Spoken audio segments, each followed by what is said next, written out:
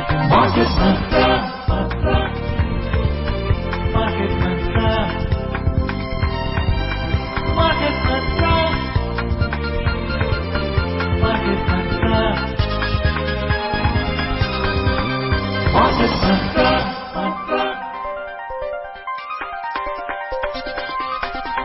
Market Mantra. This is Akashvani. Good evening and welcome to this Monday edition of Market Mantra, our program in which we give you a complete update on the economic news of the day. And today we'll also be taking calls from you on any queries that you may have on economic, business and stock market news. But please remember that we do not address company-specific queries. And you can of course call us on 2342-1050 and 2331-0464. I am Gaurang Dhawanlal and with me is my co-anchor in Hindi, Sparsh Saxena. धन्यवाद. नमस्कार. घड़ी का इशारा हो गया है शाम 6:30 का और अब वक्त है आपके फेवरेट शो मार्केट मंत्र का और आप सभी श्रोताओं का हम हृदय से स्वागत करते हैं. आधे घंटे के इस कार्यक्रम में हमेशा की तरह हम देश और दुनिया की चुनी हुई आर्थिक, कारोबारी और शेयर बाजार से संबंधित खबरें लेकर हाजिर हैं. जैसे कि आज सोमवार है और आप हमसे शेयर बाजार और आर्थिक मामलों से जुड़े सवाल कर सकते हैं. ध्यान रहे हम किसी खास स्टॉक और कंपनी विशेष पर चर्चा नहीं करते हैं. आप हमें इन फोन लाइन्स पर कॉल कर सकते हैं. नंबर्स हैं 2342-1050 और 2331-0464. दिल्ली से बाहर के श्रोता इन नंबर्स पर कॉल करने से पहले एसटीडी कोड 011 यानी 011 लगाना ना भूलें. आज चर्चा के लिए और आपके प्रश्नों के जवाब देने के लिए हमारे साथ स्टूडियो में मौजूद हैं शेयर बाजार विशेषज्ञ विजय भूषण. विजय जी, मार्केट मंत्र में आपका स्वागत है. बहुत बहुत धन्यवाद मेरे को बुलाने के लिए जी. और सबसे पहले अंग्रेजी में हेडलाइंस के साथ हैं Gaura धवनलाल.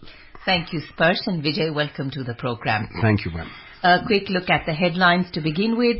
Domestic equity benchmark indices close higher. Sensex surges over 300 points and Nifty snaps its three-day fall to settle above 24,900. India surpasses China in MSCI EM Investable Market Index for the first time. And Indian incorporations witnessed 63% increase in deal value for the month of August. घरेलू benchmark सूचकांक आज बढ़त के साथ बंद हुए. Sensex 300 अंक बढ़ा और निफ्टी अपने 3 दिन की गिरावट के सिलसिले को तोड़ते हुए 24,900 के ऊपर रहा.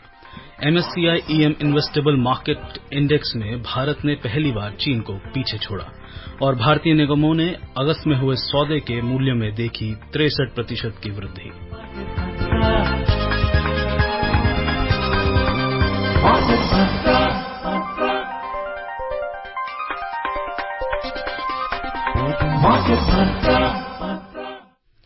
और सबसे पहले नजर डालते हैं आज की पहली खबर पर.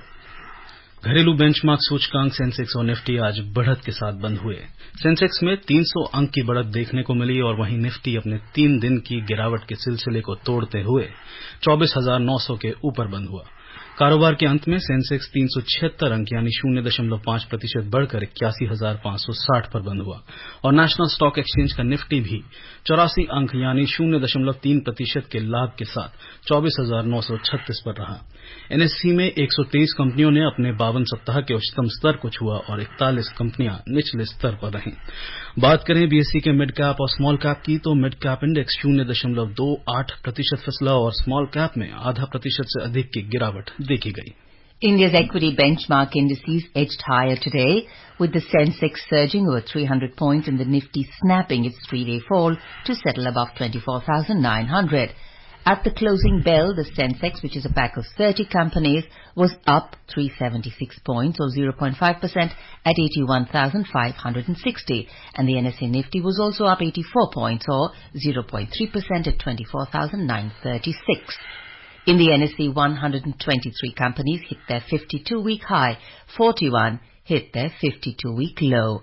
In the broader market at the BSE, the mid-cap index slipped 0.28% and the small-cap index fell more than 0.5%.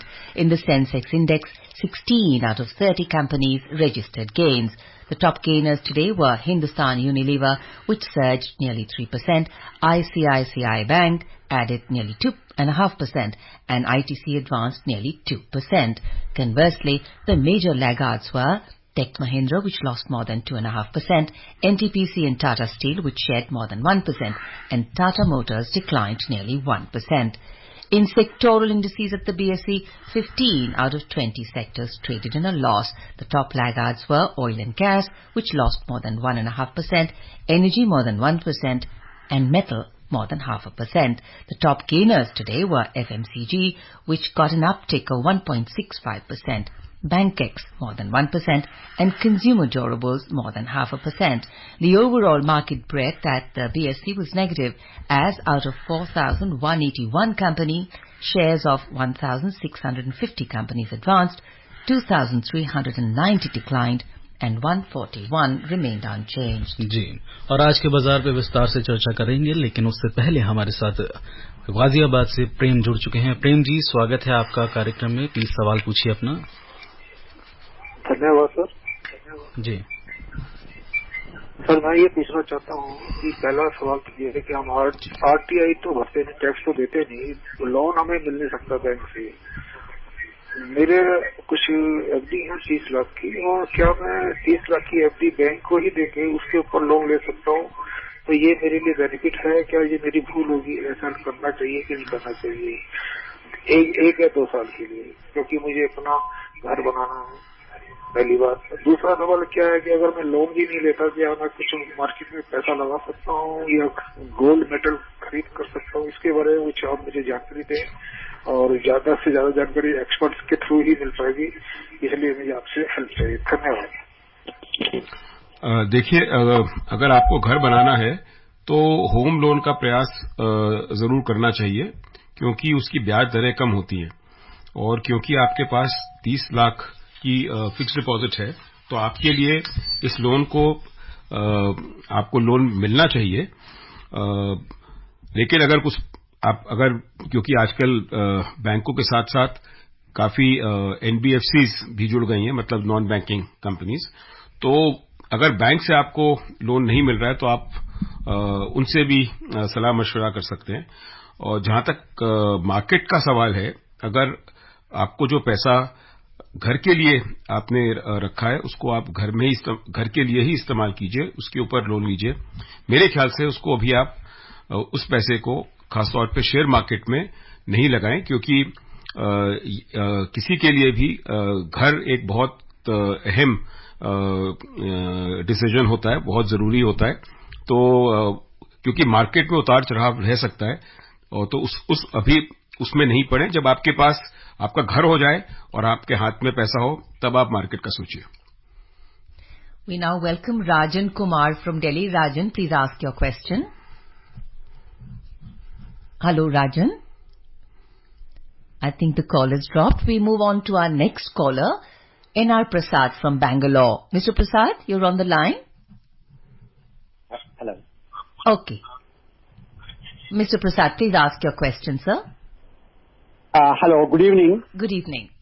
Good evening, Market Mantra. This is NR Prasad from Bangalore. I just want to ask you, see, last Monday, it was the highest, Sensex was at the highest at 82,560, and today, this Monday is 81,559, down by 1,000. Any specific reason for this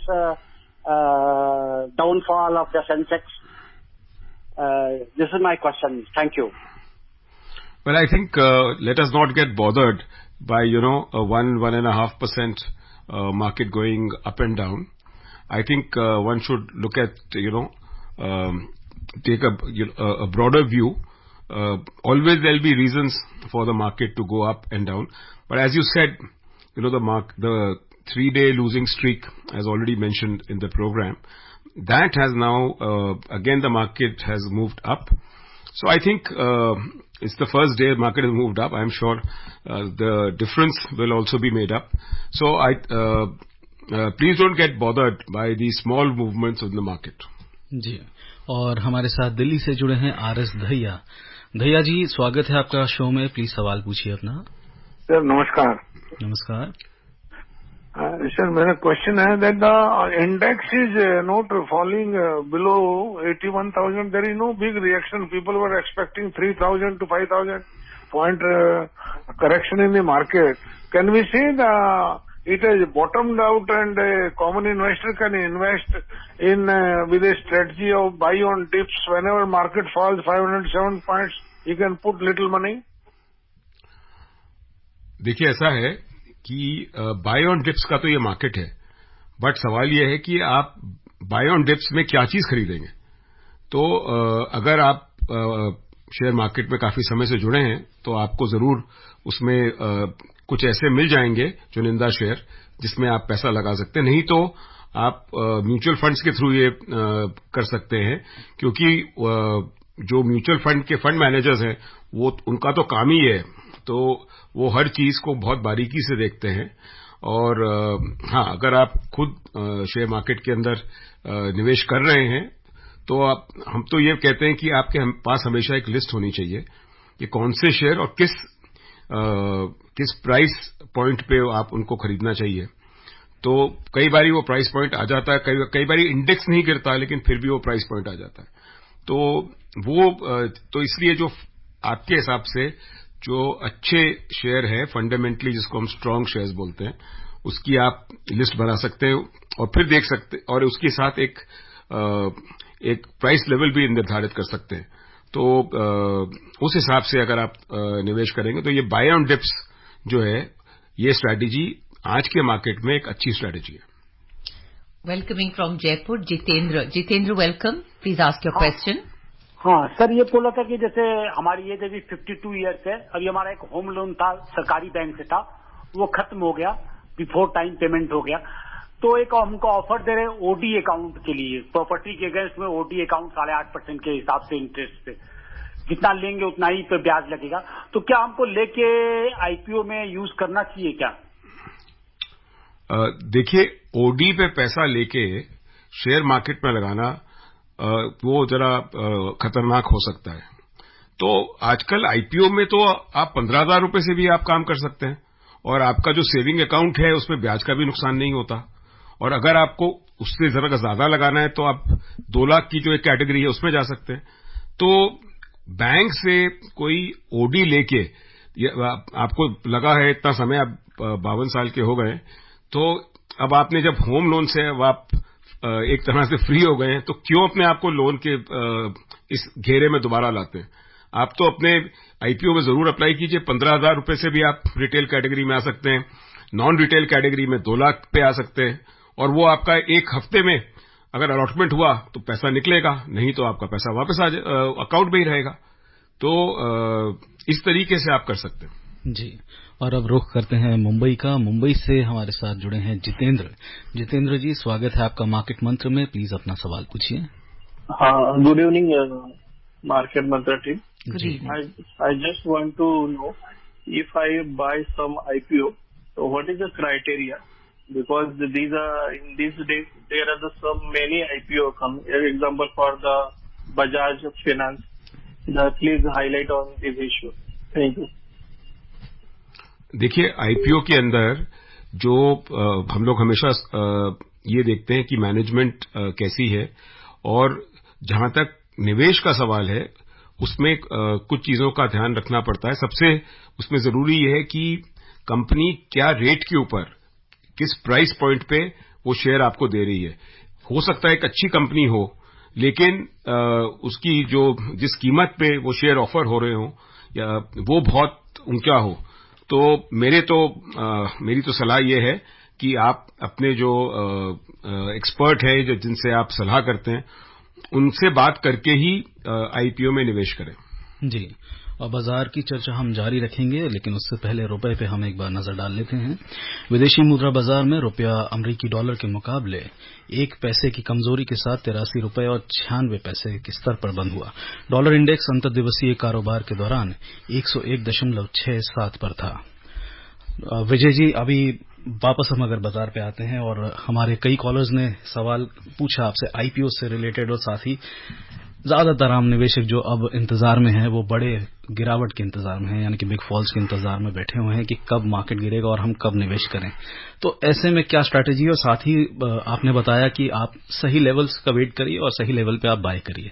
साथ ही में ये जानना चाहेंगे कि better exit strategy भी क्या हो सकती है, बिकॉज कहाँ खरीदना है वो ठीक है, लेकिन कई बार निवेशक इसमें फंस जाता है कि ज्यादा लालच में कि और बढ़ जाए, तो बेचने का उसको नहीं मालूम होता। एक बार उस पर आपसे जानकारी चाहेंगे। देखिए, कोई भी इस मार्केट में खरीदारी करता है और एग्जिट की आप बात कर रहे हो, तो आपको इसमें एक्सपर्टीज की जरूरत है। और वो एक्सपर्टीज जो है, जैसे हम लोग बोलते हैं कि आपका फैमिली डॉक्टर होना चाहिए, तो आपका एक फैमिली फाइनेंशियल कंसल्टेंट भी होना चाहिए जी। जो आपको सलाह दे सके और जो बता सके कि कहां पे आपको कौन से शेयर लेने चाहिए और कौन से बेचने चाहिए। और अगर आपके पास नहीं है तो आप म्यूचुअल फंड में लगाइए, जहां पे आपको ज्यादा सोचना नहीं पड़ेगा। और उसके अंदर एक तरीके से, क्योंकि आप एक शेयर नहीं खरीदे, एक बास्केट ऑफ शेयर्स आप खरीदते हैं, तो उसमें रिस्क कम हो जाता है।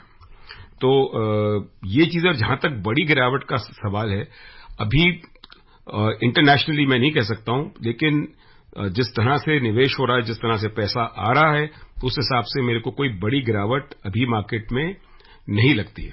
जी। We have our next caller on the line from Delhi, Yogesh Sharma. Yogesh, welcome. अपना सवाल प्लीज पूछिएगा। नमस्कार आप सभी को। नमस्कार।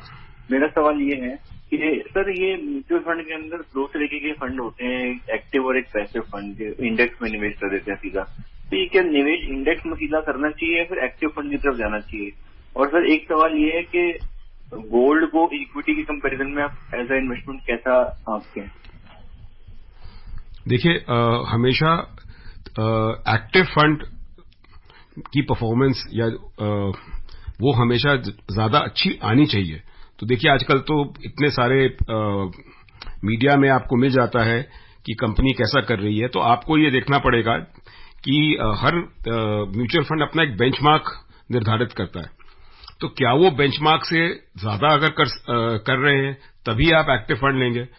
तो अगर वो बेंचमार्क की तरफ, बेंचमार्क से नीचे रहते हैं, तो उसमें उस फंड में निवेश करने का कोई फायदा नहीं है।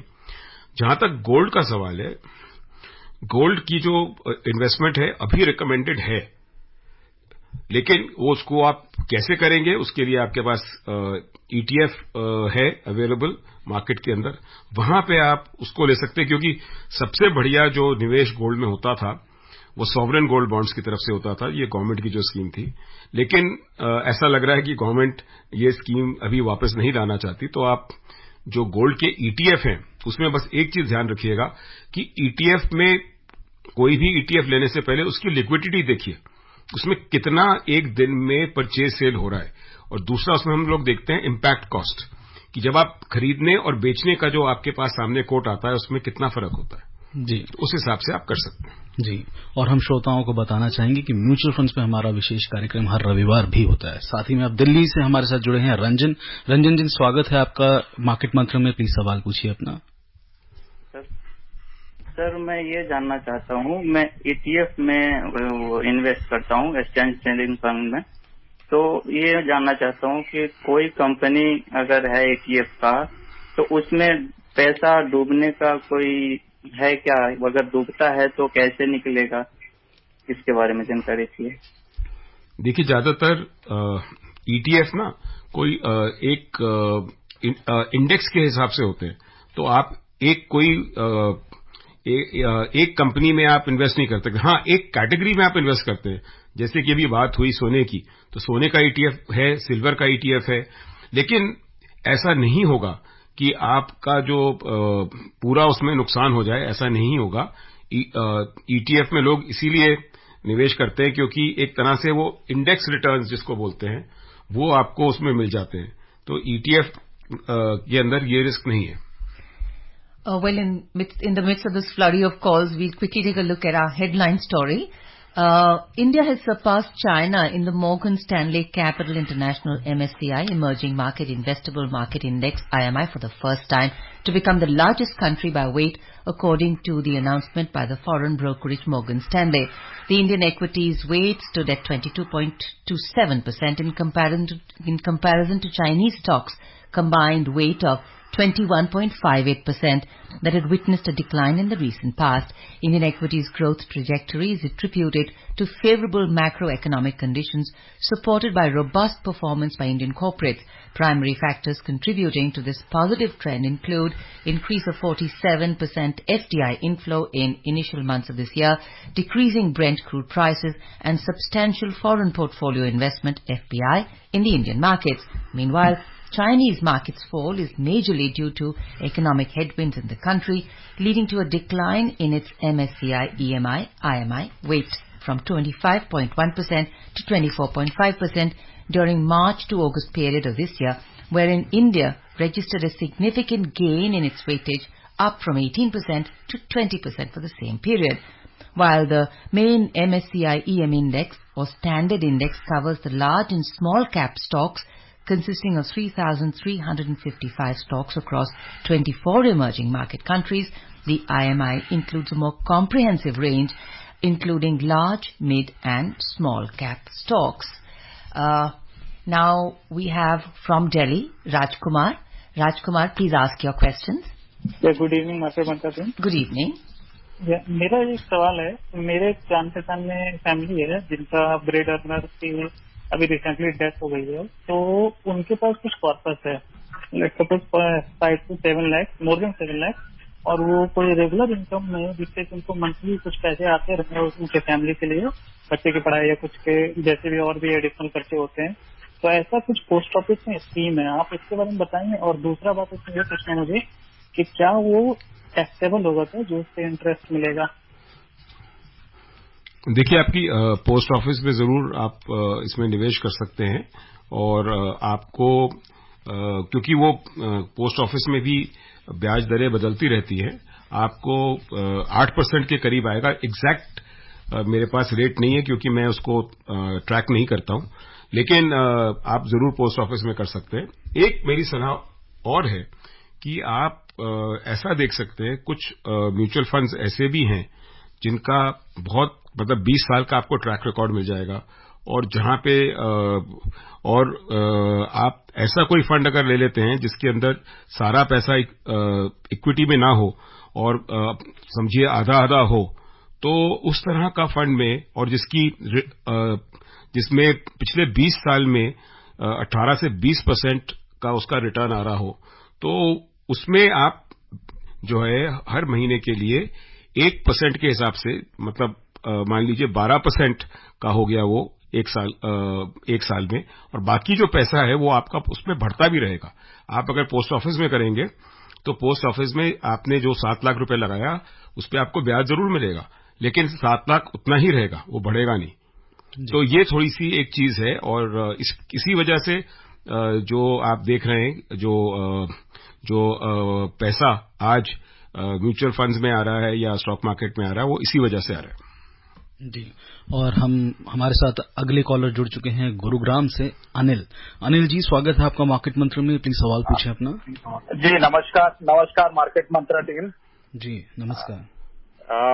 मेरा प्रश्न है, अगर किसी के पास इस समय कुछ निवेश करने के लिए पैसा है, तो अगर मेरे पास जैसे 3 ऑप्शन हैं, एक होम लोन का जिसका इंटरेस्ट रेट 8.5 और 9% के बीच में है, या फिर equity, may be it is through mutual fund, और जैसा आपने कहा कि बाय ऑन डिप, या फिर तीसरा गोल्ड. तो इसमें से आप क्या सलाह देंगे, कौन सा ऑप्शन बेहतर होगा? देखिए, ऐसा होता है कि मेरे को होम लोन का तो समझ ही नहीं आया, क्योंकि अगर आपके पास पैसा निवेश करने का है और आप घर में डालना चाहते हैं तो मेरे ख्याल सबसे पहले तो वही है. लेकिन अगर आप इक्विटी और गोल्ड दोनों के बीच में से अगर आप चुनना चाहते हैं, तो अगर आप थोड़ा सा रिस्क टेकिंग है तो इक्विटी की तरफ जाइए, और थोड़ा आप कंजर्वेटिव हैं और आपको मार्केट के उतार चढ़ाव से परेशानी होती है, तो आप गोल्ड में जाइए. Moving on to another story, incorporations have witnessed a 63% increase in deal value for the month of August at $8.7 billion amid geopolitical challenges, with growth in telecom, energy and EV sectors, according to the report published today. Excluding initial public offerings IPOs and qualified institutional placements QIPs, the month saw a total of 179 deals. Overall volume saw a modest 3% rise, and mergers and acquisition transactions dominated the landscape, accounting for 71% of the total value. Private equity deals contributed 68% of the total volume, with 7 high-value deals collectively worth $1.7 billion, surpassing the previous month's values, with 7 deals worth $1.4 billion. This robust deal activity underscores a vibrant market, with investors demonstrating confidence in India's growth story across various sectors. We now welcome from Shimla, Rakesh. Rakesh, welcome to the program. Please ask your question. Rakesh. हाँ जी, नमस्कार। नमस्कार, अपना सवाल पूछिए please. मेरा एक सवाल है बेसिकली से, अगर हम शेयर मार्केट में जैसे हमने बड़ा जो लोन ऋण लेना है तो उसमें क्या शर्त हमें निभानी, क्या शर्त इसमें, मेरा ये सवाल है। नहीं, अगर आपको लोन लेना है उसके आगे मेरे को समझ नहीं आया आप क्या कहना चाह रहे थे। देखो, जैसे मैंने कोई कपड़े की दुकान डाली, जी पूछिए।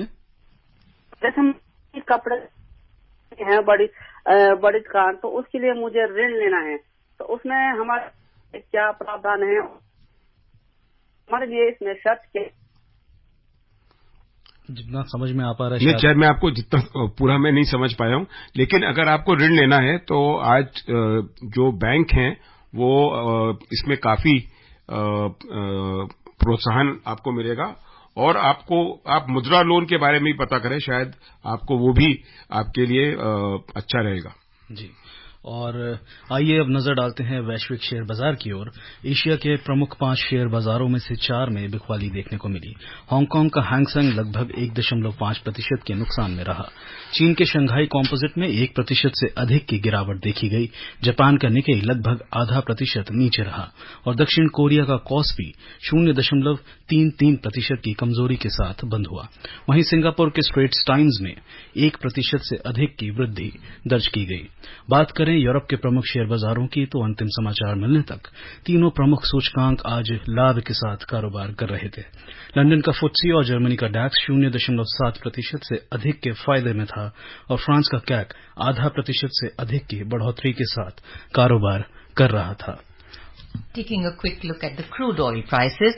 Oil prices jumped by 1% today as a potential hurricane approaching the U.S. Gulf Coast helped oil prices to recover from the previous week's heavy losses. In the global crude market, Brent crude was trading at 1.3% up to trade at $72.01 per barrel. The U.S. West Texas Intermediate was also trading nearly 1.5% up at $68.67 per barrel when reports last came in. जी, और चलते चलते अब हम सोने और चांदी का भी हाल जान लेते हैं। सराफा बाजार में सोना आज बढ़त के साथ कारोबार कर रहा था। शाम 6:40 पर भारत में 24 कैरेट सोना 0.18% बढ़कर 71,850 रुपए प्रति 10 ग्राम के स्तर पर था। वहीं चांदी 0.54% बढ़कर 83,200 रुपए प्रति किलोग्राम के स्तर पर दर्ज की गई। मल्टी कमोडिटी एक्सचेंज में अंतिम समाचार मिलने तक सोना और चांदी बढ़त के साथ कारोबार कर रहे थे। अक्टूबर में आपूर्ति किए जाने वाले सोने का मूल्य 0.24% बढ़कर 71,598 रुपए प्रति 10 ग्राम चल रहा था। वहीं सितंबर में आपूर्ति की जाने वाली चांदी की कीमत 0.76% बढ़कर 83,383 रुपए प्रति किलोग्राम के स्तर पर दर्ज की गई। Vijay, we'd like to just quickly understand from you. So the stock markets, initially there was this whole hype that gold is coming up, but the stock markets seem to have reclaimed the investor interest, and that's rightly so? Well, it depends on the investor, really speaking. But yes, stock markets, we are in a good phase.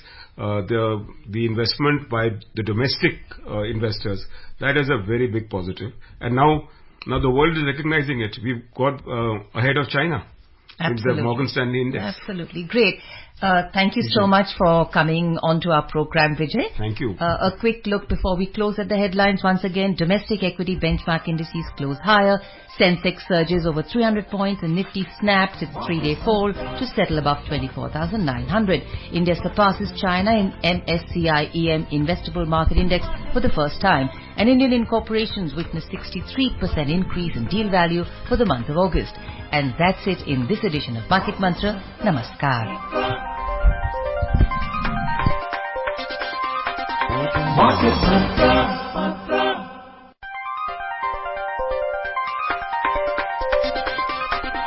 Market Mantra.